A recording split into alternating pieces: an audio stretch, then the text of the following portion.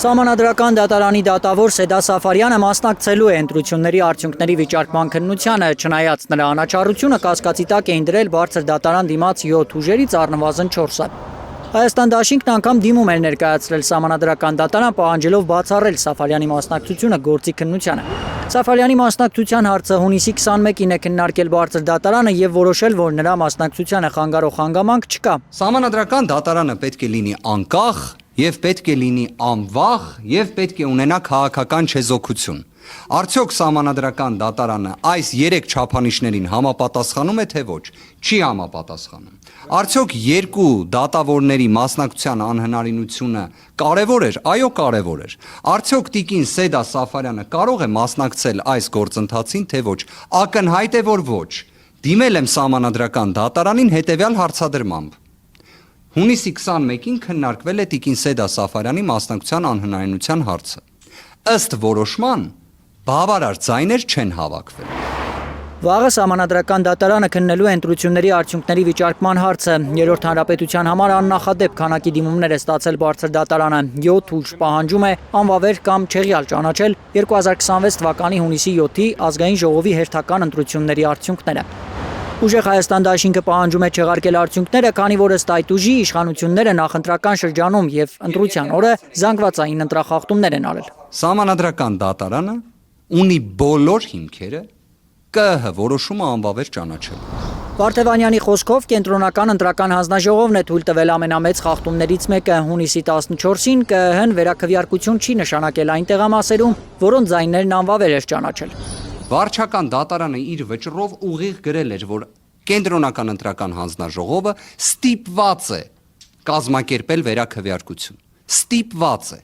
Այսինքն այստեղ կամ վարչական դատարանը պետք է լուծարվի Հայաստանում, որովհետև վարչական դատարանի վճիռը կարող է իրավական նշանակություն չունենալ։ Կամ թող արձանագրվի, որ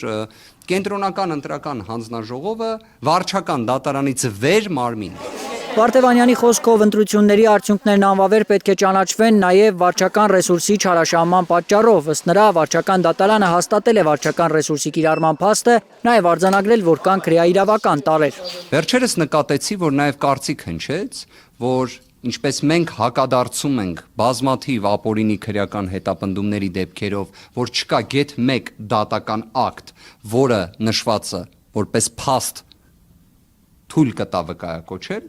ասում են, բան նույնն էլ չկա վարչական ռեսուրսի չարաշահման դեպքերով։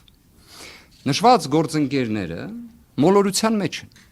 որովհետև կան մի քանի վարչական դատարանի դատական ակտեր, որոնցով ուղիղ արձանագրված է վարչական ռեսուրսի վերաբերյալ խնդիրը։ Ըստ Վարդևանյանի, Սահմանադրական դատարան է ներկայացվել նաև շուրջ 100,000 ձայների անվերահսկելի լինելու փաստը։ Նա նկատի ունի, որ 17,000 ընտրող քվեարկել է գաղտնի ցուցակներով, իսկ 80,000 քաղաքացու անձնագիր չի ճանաչել նույնականացման սարքը։ Ըստ էության ունենք շուրջ 80,000 անձնագրեր, որոնք չեն աշխատում։ Իդեպ Հայաստանի Հանրապետությունում ինչի 1,475,000 անձ պետք է մասնակցի ընտրությունների, բոլորի անձնագրերը աշխատեն բացառությամբ 80,000, շուրջ 80,000 մեր հայրենակիցների։ Ինչի համար։ Մյուս հանգամանքը ունենք շուրջ 17,000 գաղտնի, չհրապարակվող, չվերահսկվող ցուցակներով ընտրող մեր հայրենակիցներին։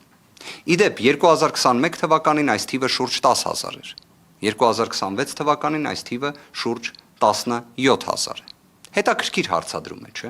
Հիմա ինչպես պետք է վերահսկողական մեխանիզմ իրացվի այս 100,000 ձայների նկատմամբ։ Վարդևանյանը պնդում է, հունիսի 7-ի ընտրություններն ազատ ու արդար չեն անցել։ Սահմանադրական դատարանի որոշման հրապարակումից հետո հնարավոր է դիմեն մարդու իրավունքների եվրոպական դատարան։ Ալբերտ Սերոբյան, Հենրիկ Համազասպյան, Հայլուր։